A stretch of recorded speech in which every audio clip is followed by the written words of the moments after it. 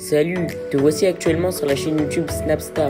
Sur cette chaîne, tu retrouveras tous les plus gros clashs de Snapchat et tous les plus gros buzz du moment. Surtout, n'hésite pas à t'abonner tout en activant la cloche des notifications pour ne rien rater du contenu exclusif de cette chaîne.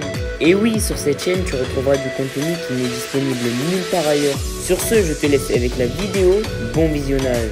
Comme vous avez pu le remarquer en regardant la miniature et le titre de cette vidéo, aujourd'hui nous allons principalement parler de Carla Moreau, de Kevin Gage et de Marc Blatta. Vous devez certainement tous les connaître, Carla et Kevin c'est un couple emblématique de la télé-réalité française et Marc Blatta c'est un blogueur. Comme vous le savez, Marc c'est la personne qui a balancé l'énorme polémique de la sorcellerie entre Carla et Maeva et depuis il déteste ce couple. Dans cette vidéo, l'énorme crâne d'œuf a décidé de s'en prendre publiquement à l'émission de Carla et Kevin. En effet, la tête de Malteser a clashé et insulté ce couple qui a fait ses preuves dans la télé-réalité. Je vous laisse sans plus attendre avec tous les clashs de Marc et n'oubliez pas de donner votre avis dans l'espace commentaire. Je me lavais encore une deuxième fois tellement j'ai transpiré avec le casque Oculus. Tu sais que je viens de me demander pour de vrai pourquoi t'as pris le deuxième touche. Ouais, laisse tomber, laisse tomber. Voilà, je suis mort. Ping-pong, j'ai fait golf.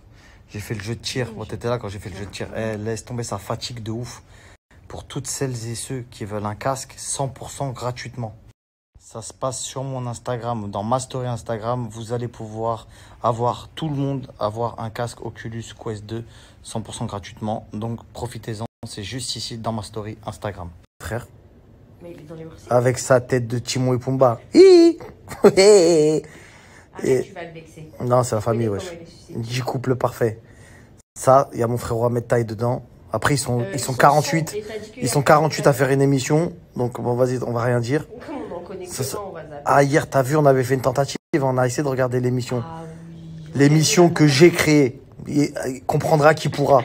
L'émission que j'ai créée. J'ai essayé de regarder 2 Mais tu sais minutes. que la tentative, on a vu 1 minute 40, je crois. Ouais, j'ai regardé 1 minute 30. Après, j'ai dit, ah, c'était un peu surjoué. Hein. Carla, Kevin, je vous le dis, c'était un peu surjoué. Mais quand même, vas-y, quand même, il y a une émission avec vos têtes. J'espère que vous allez bien. Je vais réagir à la polémique. De ce petit jeune qui s'amuse à danser dans des lieux de culte. Peu importe que ce soit église ou autre. Et là, qui a sorti une vidéo, malheureusement, où il met une sourate et qui danse dessus, qui se trouve intéressant ou qui fait semblant, il a un message à passer, etc. Et qui ne s'excuse pas, on l'a entendu, hein, il ne s'est pas excusé envers les chrétiens, etc. Donc il fallait s'y attendre. Le fera-t-il sur d'autres religions? Ça reste encore une grosse parenthèse, un gros point d'interrogation, ce que je ne souhaite absolument pas. Mais vu son discours et vu là où il va, je pense que ça ne serait tardé. En tout cas, c'est ce qu'on verra. Je vais vous dire clairement, la famille, j'appelle, je suis personne pour faire appel à ça, mais j'appelle à toute la communauté musulmane qui regarde mon snap à ne pas essayer de faire quoi que ce soit pour ce jeune égaré, puisque c'est un mec égaré, on est d'accord. On ne sait pas comment il terminera sa vie. En tout cas, je l'espère qu'il la terminera bien mieux que ce qu'il est en train de faire, qu'il prendra conscience de ce qu'il a fait et qu'il s'en excusera, et que ça restera un gros regret de sa vie. Malheureusement, il y a des gens qui n'ont pas le recul nécessaire pour pouvoir le prendre avec intelligence, en sachant que de toutes les façons, il faut savoir que dans certains pays, il y a des gens qui s'amusent à brûler des livres saints. D'accord, on en a vu des vidéos avec des dingueries, etc. Et on ne peut pas arrêter la bêtise humaine. Ça ne changera pas. Ça a déjà été le cas auparavant. Et aujourd'hui, on n'est que dans juste... On a les réseaux sociaux, donc du coup, ça va plus... Du moins, ça a été vu par beaucoup plus de gens, mais ça date pas d'aujourd'hui, ce genre de blasphème. Parce que le problème, c'est que ce petit, pour moi, je le vois instrumentalisé. Je ne sais pas si vous vous souvenez, j'avais fait une story sur lui il y a quelques temps. Et je vous ai dit que bizarrement, il y a des choses qu'il ne fera pas. Moi, je pense qu'il ne fera pas. Et pour l'instant, il ne les a pas faites. Aujourd'hui, notre religion a été ciblée par des moqueries, par ce genre de comportement, etc. C'est pas la première fois. On a connu aussi ça avec Charlie Hebdo et compagnie. Journal satirique qui s'amusait à faire des caricatures du prophète dans des trucs vraiment pas marrants. Maintenant, le truc, c'est que tout simplement, il peut être instrumentalisé pour que les gens pointent du doigt l'islam en disant regardez, on n'a pas le droit de critiquer cette religion, puisque demain, je vous dis la vérité, hein, il se fait attraper, il se fait frapper, il succombe à ses blessures, il meurt. Malheureusement, les gens vont dire quoi? Voilà, on n'a pas le droit de critiquer l'islam sous peine de mourir en France. Et là, du coup, ça va leur donner des arguments pour vraiment, là, pour le coup, fermer toutes les mosquées de France, faire des dingueries, etc. Donc faites attention à votre comportement, faites attention à l'image que vous véhiculez.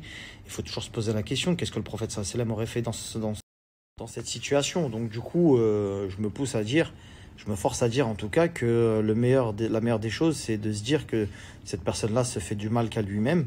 Parce qu'aujourd'hui, je pense que c'est pas resté inaperçu à ses yeux. Et du coup, il en paiera les conséquences dans l'au-delà. Si c'est pas ici-bas, ce sera dans l'au-delà, quoi qu'il arrive. Et la vraie question un peu plus profonde qu'il faut se poser, c'est de se dire, est-ce que ça mérite que du sang soit versé ou que quelqu'un se fasse taper parce que j'en ai vu plein des commentaires, des dingueries, j'ai entendu des choses, j'ai vu que son adresse avait fuité aussi sur Twitter, etc. C'est vraiment pas la peine d'en arriver là. C'est un mec égaré, il devrait terminer en HP, c'est le genre de mec qui doit terminer normalement en hôpital psychiatrique parce que réellement il a un profond mal-être qui se ressent, d'accord? Tout ce qu'il veut c'est du buzz. Quand on lui demande pourquoi, il dit je veux véhiculer un message, on comprend pas trop son message. On a Mathieu Delormeau qui a essayé de le défendre à demi-mot parce que soi-disant il est gay. Voilà. Alors est-ce que parce que tu es gay tu dois faire ce genre de choses? Non, je pense pas. Je pense pas du tout même. Donc voilà, il est indéfendable en tout point. Il ne représente pour moi absolument pas la communauté gay, je vous le dis tout de suite, comme ça vous le savez. Là, c'est rien de tout mélanger parce que j'ai l'impression que les gens se cachent un petit peu derrière ça. Ouais, il est gay, faut pas le toucher. En fait, gay, hétéro, non-binaire, trans, ce que tu veux, il y a des trucs que tu peux pas toucher. Voilà, donc au bout d'un moment, il va falloir juste se réveiller et tirer la sonnette d'alarme. Le problème, la famille, c'est que je vais dire tout ce que tout le monde pense tout bas, c'est qu'aujourd'hui, il s'est attaqué aux chrétiens, à l'islam, et qu'en France, entre guillemets, c'est des religions qui ne sont pas défendues, corps et âme, si vous voyez ce que je veux dire. D'ailleurs, c'est des religions qui sont pointées du doigt, du moins surtout l'islam, qui sont pointées du doigt par des prochains candidats à la présidence, etc. Et ça fait pas l'ombre d'un doute puisqu'ils sont super hauts dans les sondages et ils arriveraient, selon mes statistiques, presque au second tour. Donc c'est quand même une dinguerie. Sauf qu'aujourd'hui, je pense pas me tromper de dire que le judaïsme, donc les juifs en France, ont une très très grosse place et un très gros lobby qui permet de faire bouger les choses un peu plus vite. J'ai vu que Magali Berda a pris la parole sur les musulmans et voilà, alors qu'elle n'était pas obligée en étant juive et ça m'a énormément touché, ça m'a fait vraiment plaisir. J'ai pris également la parole lorsqu'il y avait des problèmes, des polémiques, etc. Parce que pour moi, tous les cultes ne doivent pas être bafoués ou critiqués ou ce genre de choses. Mais étant donné que Cyril Hanouna de confession juive a mis ce petit à l'antenne et lui a donné une tribune conséquente, puisque c'est un des talk-shows, je pense que c'est même le talk-show numéro 1 de France, la suite de son programme, c'est normalement si il respecte ce qu'il dit, c'est normalement de faire la même chose dans une synagogue. Connaissant un petit peu la religion juive, vu que j'ai beaucoup d'amis juifs, je sais que c'est une religion qui se veut très stricte et on ne joue pas avec la religion, comme toutes les religions d'ailleurs, mais chez eux particulièrement. Donc le problème qui va se poser, c'est que s'il le fait, je l'espère pas, mais j'espère que s'il le fait, encore une fois ce que je n'espère pas, que là cette fois-ci les choses vont bouger et qu'il va se faire arrêter par la loi ou qu'il va aller en hôpital psychiatrique ou qu'il va se faire enfermer, il va se passer quelque chose. Parce que je pense que le lobby juif est aujourd'hui en France beaucoup plus puissant que le lobby musulman. Ça c'est ce que les gens n'osent pas dire, mais je le dis, c'est une vérité.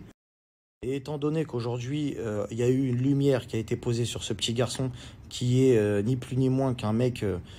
Pour moi, quand je le vois, je me dis, j'ai peur qu'il se suicide carrément. T'as vu, tellement il est dans un délire.